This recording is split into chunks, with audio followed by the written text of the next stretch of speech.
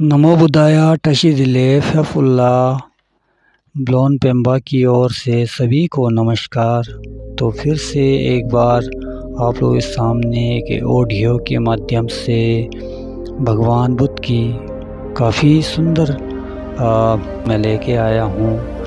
तो ये जो आज पहले मैंने 3 तक मैंने कंप्लीट कर चुका था, तो मैं आज पार्ट 4 में और पार्ट 5 का दोनों एक ही बार मैं आप लोगों को सुनाना चाहता हूँ। तो कृपया आप लोग इसको सुन दीजिए। तो मैं शुरू करता हूँ। मुझे गाली दी, मुझे मारा, मुझे पराजित किया, जैसा ऐसा जो मन में नहीं सोचता उसी का वैर शत्रु शांत होता है। भावार्थ: यद्यपि अपने शत्रु के प्रति अवैर की भावना विचार तुरंत नहीं उत्पन्न हो सकती, लेकिन किसी शत्रु के द्वारा पहुंचाए गए आघात को पत्थर में खोदे अक्षर की तरह दृढ़ता से पकड़ करके रखना नहीं चाहिए। प्रयास करना चाहिए कि जैसे मिट्टी या रेत पर कुछ लिखे की भांति क्रोध आदि कुछ क्षण भले ही रहे, लेकिन क्षण भर के बाद मिट्टी पर लिखे अक्षर जैसे मिट जाते हैं, उसी प्रकार प्रयास कर शत्रु के प्रति वैर भाव भुला देना चाहिए। प्रयास से एक ऐसा समय आएगा जब क्रोध आदि कलेश जैसे समुद्र के लहर या पानी के ऊपर खींचे रेखा की तरह क्षण भर में समाप्त हो जाएगा। रेखा क्या खींची, उसी समय पानी भर गया। इसी तरह क्रोध क्या आया, उसी समय शांत हो गया। यही परम शांति की अवस्था का द्योतक है। संसार में रहते हुए ऐसा कथा संभव नहीं है कि हमारा अहित ना होगा। यह संसार का स्वभाव है। यहाँ दुख है, समस्याएं हैं। जैसे आप आँख खोले और सामने की वस्तुओं को ना देखे, ऐसा हो नहीं सकता। उसी प्रकार संसार में जीते जी ये संभव नहीं है कि आप बिना समस्या के रह सके। एवं अंततः ये प्रयास होना चाहिए कि किसी के द्वारा किए गए निंदा आदि के प्रतिशोध की भावनाओं को अपने अंदर कम से कम समय टिकने दे।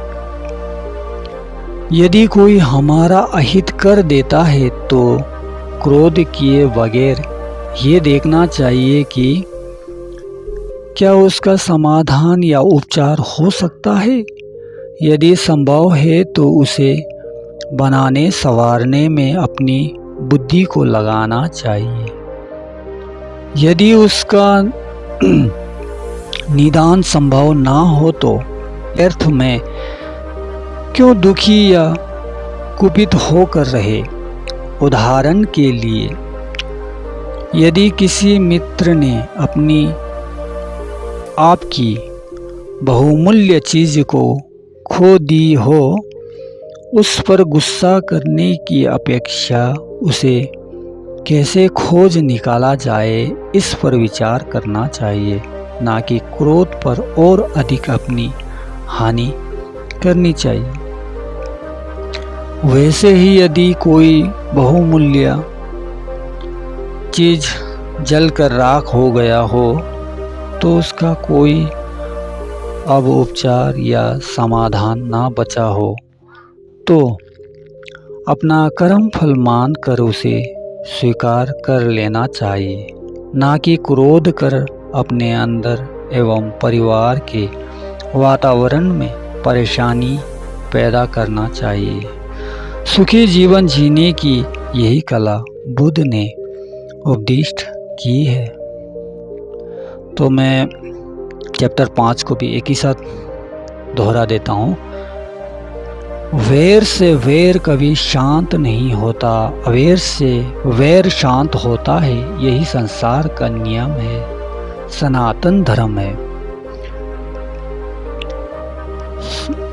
भावार्थ, श्रावस्ती में 2 स्त्रियां सोतिया दाह के कारण मरकर अनेकों जन्मों में परस्पर बदला लेती हुई बुद्ध काल में यक्षिणी और कुलकन्या के रूप में श्रावस्ती में उत्पन्न हुई। कुलकन्या जब बड़ी हो गई तो उसकी शादी हो गई और अपने पति के घर रहने लगी। जब जब उसे बच्चे होते, यक्षिणी उसे खा लेती थी। इस प्रकार 3 बार ऐसा हुआ। जब चौथे बार बच्चा हुआ तो उसे लेकर एक दिन वह अपने पति के घर जा रही थी। मार्ग में जेतवान विहार के बाहर विश्राम कर जैसे ही अपने बच्चों को दूध पिला रही थी, उसी समय यक्षिणी ने देख लिया और वो बच्चा बीमार पड़ गया। बच्चे को लेकर स्त्री बुद्ध के पास गई और अपने बच्चों को तथागत के चरणों में रखकर जीवन दान के लिए प्रार्थना करने लगी।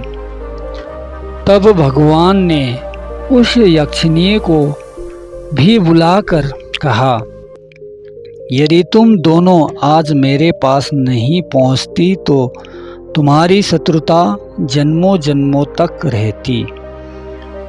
क्यों वैर के प्रति वैर करती हो?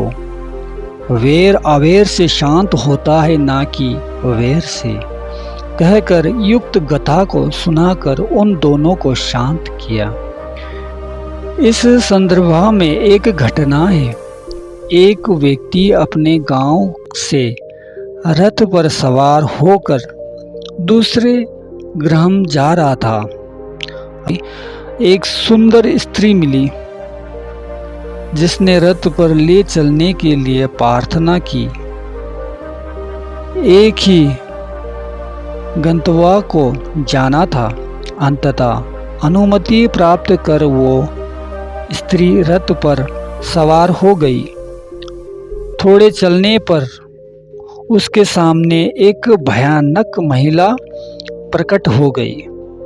उसे देखकर व्यक्ति ने क्रोध में आकर उस पर अपनी तलवार से वार कर दिया।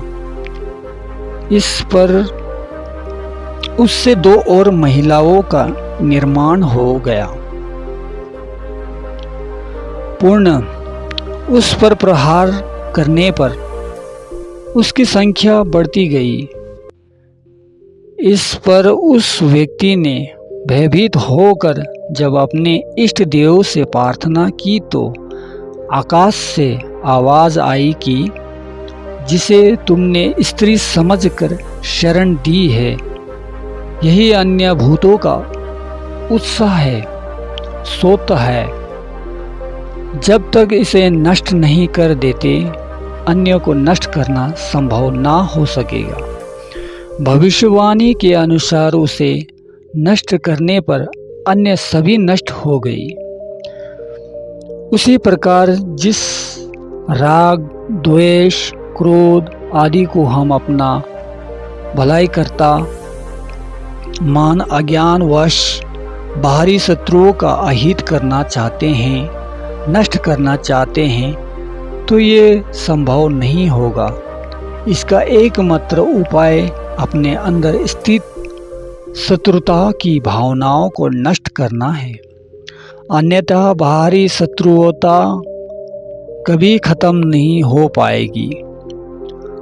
आंतरिक शत्रुता समाप्त हो जाने पर आप अपने बाहरी शत्रुओं का भी प्यार करने लगेंगे और वो आपको मित्र बन जाएंगे। ये कहानी के माध्यम से भी हम जान सकते हैं कि हमें किसी से वैर नहीं रखनी चाहिए ना, तो और किसी के प्रति शत्रुता भी नहीं रखनी चाहिए। ये कहानी के माध्यम से भी हम लोग जान सकते हैं। इसीलिए भगवान बुद्ध ने काफ़ी सुंदर हम लोग को उपदेश दिए हैं, तो इनका अनुसरण करना हम सभी मनुष्य जाति के लिए काफ़ी फलदायक है। तो मैं आशा करती हूँ कि आप लोगों को ये जो भगवान बुद्ध की स्टोरी जो धम्मपद है, अगर अच्छा लगे तो मुझे कमेंट्स, लाइक और सब्सक्राइब करना ना भूलिए। आप सभी से मैं अनुरोध करता हूँ कि इसको सुनकर अपने जीवन पर प्रयोग कीजिए, तभी आपको पता चलेगा कि सच में ये बहुत अच्छा है। तो मैं इसी के बाद मैं अंत करता हूँ। तो सबका भला हो, सभी सुखी हो। भवतु सर्वमंगलम, भवतु सर्वमंगलम, भवतु सर्वमंगलम।